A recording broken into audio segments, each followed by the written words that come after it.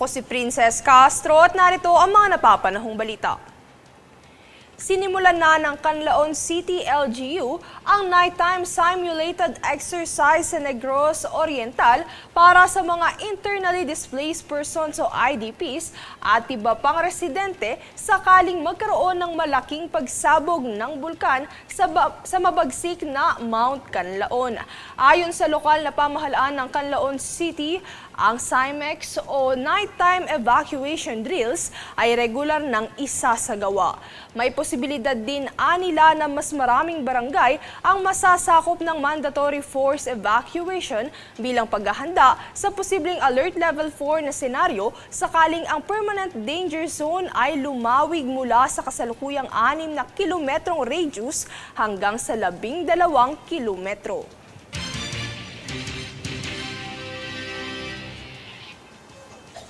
Umabot na sa mahigit 600 individual ang naaresto ng kapulisan matapos lumabag sa election gun ban.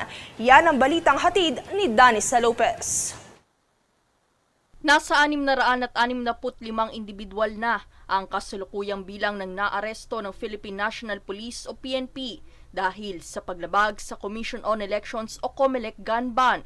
Ang mga naaresto ay nahuli ng kapulisan sa mga itinalaga nitong checkpoint at police operation kung saan kumpiskado ang iba't ibang uri ng armas. Pagbabahagi ni PNP spokesperson Police Brigadier General Jean Fajardo, karamihan sa mga nahuli ay mga sibilyan. Ito'y sinundan naman ng mga CEQ, foreign nationals, sundalo at iba pang mga tauhan mula sa law enforcement agencies na hindi naka-duty. Matatandaan na nag-umpisa ang COMELEC gun ban noong nakaraang buwan at magtatagal hanggang ika-11 ng Hunyo nitong taon upang bigyang prioridad ang pagtitiyak sa seguridad ng eleksyon. Danisa Lopez nag-uulat para sa Golden Nation Network.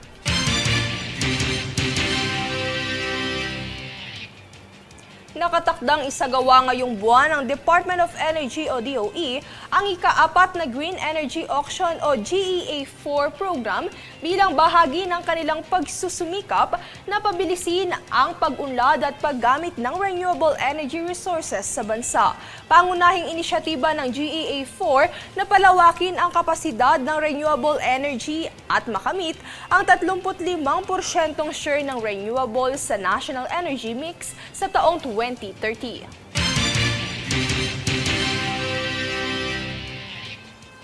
Kami ang boses ng pagbabago. Ako si Princess Castro at ito ang News Force. Sa ulo ng mga balita, Pinoy Seafarer, 3 buwan nang nawawala. Maritime Agency pinagpapaliwanag.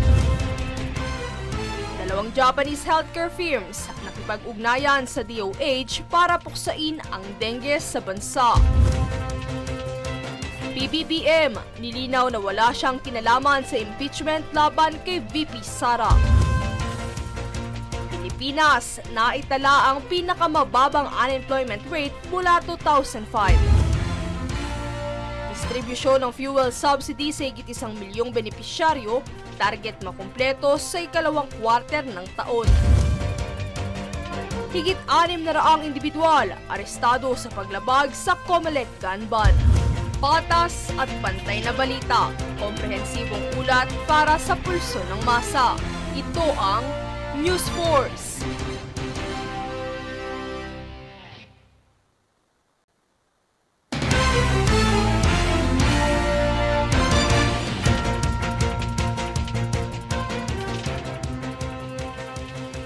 Ako si Princess Castro at narito ang mga napapanahong balita.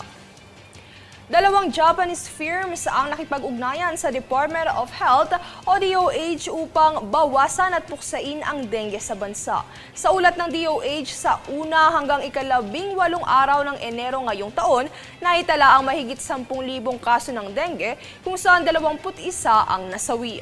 Upang labanan ng pagdami ng kaso, kaagapay ng kagawaran ng Takeda Healthcare Philippines Incorporated at Otsuka Solar Philippines Incorporated upang magtatag ng alyansang pangkalusugan na nakatuon sa pagpapalakas ng kamalayan sa komunidad at pag-iwas at pagkontrol ng kaso sa bansa.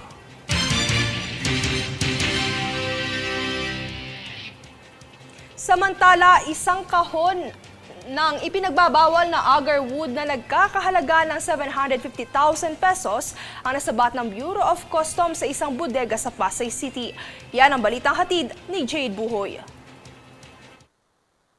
Nasabat ng Bureau of Customs o BOC sa Ninoy Aquino International Airport o NAIA ang 1 kilong agarwood na tinangkang ipuslit palabas ng bansa. Ang agarwood na idineklarang dried wood chips ay natuklasan matapos ang masusing inspeksyon sa isang bodega sa Pasay City. Kilala bilang isang pinakamahalagang kahoy sa mundo ang agarwood.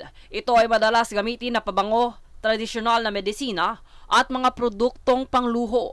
Labag sa batas ang naturang pagpapadala dahil ito ay sumusuway sa Custom Modernization and Tariff Act, Forestry Reform Code ng Pilipinas at Wildlife Resources Conservation and Protection Act. Ang nakumpiskang agarwood ay agad na itinurn over sa Department of Environment and Natural Resources o DENR para sa wastong pangangalaga. Kasama rin sa operasyon ang Environmental Protection Compliance Division ng BOC Enforcement Group na patuloy na sumusunod sa utos ni Pangulong Ferdinand Marcos Jr. na palakasin ang pangangalaga sa kalikasan at labanan ang iligal na bentahan ng wildlife. Sinabi naman ni Custom Commissioner Bienvenido Rubio na magpapatuloy ang ahensya sa mahigpit na pagpapatupad ng batas laban sa wildlife trafficking upang maprotektahan ang biodiversity ng bansa. Ayon naman kay BOC na NAIA District Collector Attorney Yasmin Mapa, paigtingin pa ng ahensya ang pakikipagtulungan sa iba pang ahensya upang tuluyang mapigil ang iligal na kalakalan ng protektadong mga hayop at halaman. Jade Buhoy, nag-uulat para sa Golden Nation Network.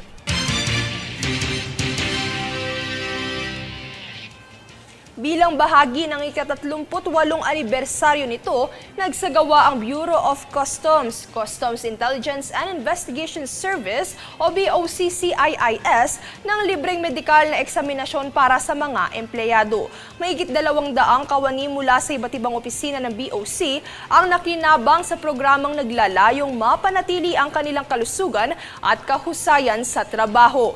Ipinapakita ng inisyatibang ito ang dedikasyon ng BOC sa kapakanan at pag-unlad ng mga empleyado upang makamit ang isang mas matatag at epektibong ahensya.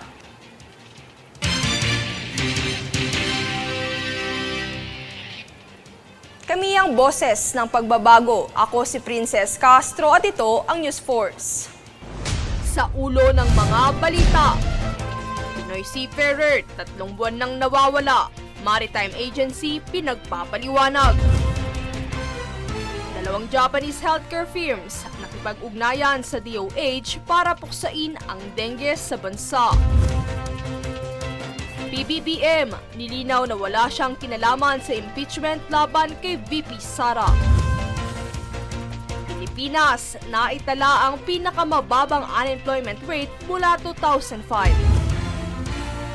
Distribusyon ng fuel subsidy sa higit 1 milyong benepisyaryo, target makumpleto sa ikalawang quarter ng taon.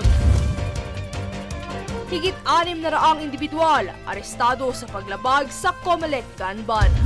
Patas at pantay na balita, komprehensibong ulat para sa pulso ng masa.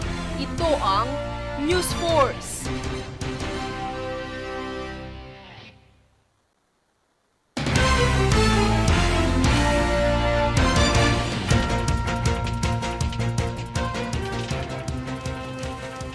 Ako si Princess Castro at narito ang mga napapanahong balita. Sa opisyal na pag-uumpisa ng pangangampanya ngayong linggo, inihanda na ng Department of Energy o DOE ang Energy Task Force election upang matiyak ang supply ng kuryente sa darating na eleksyon. Layo nitong mapangalagaan ang integridad at maisaayos ang pagsasagawa ng eleksyon sa pamamagitan ng paghahanda ng sektor ng enerhiya bago, habang at pagkatapos ng proseso ng halalan. Dagdag pa rito, magsasagawa ng hakbang ang mga miyembro ng Task Force ng inspeksyon sa mga pasilidad at canvassing centers, kabilang na ang mga backup resources gaya ng generator sets at emergency lamps sa mga lokasyon ng botohan sa buong bansa.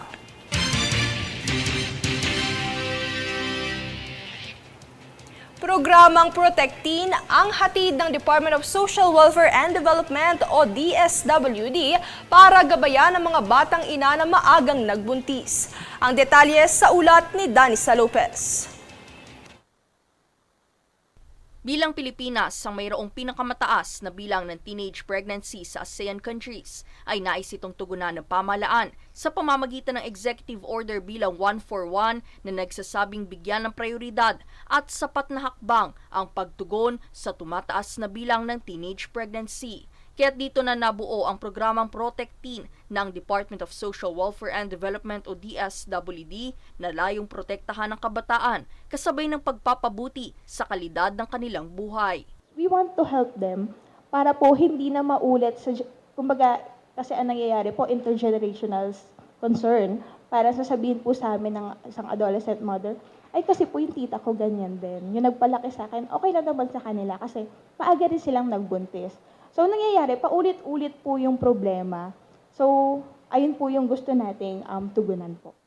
Kasama rin sa benepisyaryo ng programa ang kinakasama ng adolescent mother, maging ang pamilya nito. Ang mga adolescent mother ay ang mga kababaihan na nasa edad 10 hanggang 19 na siyang batayang edad ng ahensya mula sa World Health Organization o WHO. Sa tala ay naunguna ang Calabarzon sa pagkakaroon ng maraming bilang ng teenage pregnancy na sinundan naman ng Central Luzon. Pumangatlo naman sa tala ang National Capital Region o NCR, kasunod ng Central Visayas at Northern Mindanao. Ayon kay Project Development Officer ng Social Technology Bureau Dayan Gianan, sa pagbaba ng bilang ng mga birth mothers na nasa edad 15 hanggang 19 ay siyang pagtaas naman sa mga menor na nasa edad 10 hanggang 14. Gusto po nating matuturin ang community ng mga prevention mechanisms po natin. Also, paano ba nila tutulungan yung mga nandun na sa sitwasyon na to, yung ating mga teenage mothers. Danisa Lopez nag-uulat para sa Golden Nation Network.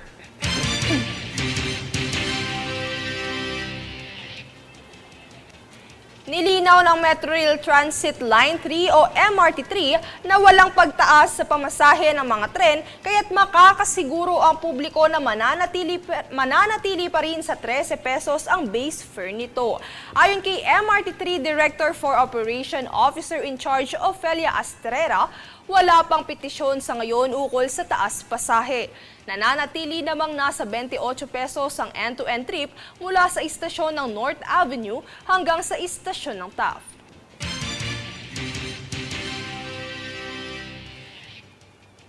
Kami ang boses ng pagbabago. Ako si Princess Castro at ito ang News Force. Sa ulo ng mga balita, Pinoy Seafarer, 3 buwan nang nawawala. Maritime Agency pinagpapaliwanag.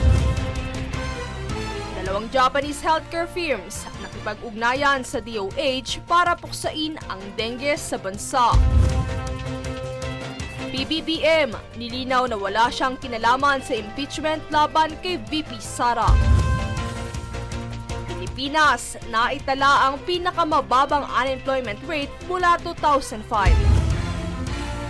Distribusyon ng fuel subsidy sa higit 1 milyong benepisyaryo, target makumpleto sa ikalawang quarter ng taon. Higit 600 individual arestado sa paglabag sa Comelec gun ban. Patas at pantay na balita, komprehensibong ulat para sa pulso ng masa. Ito ang News Force.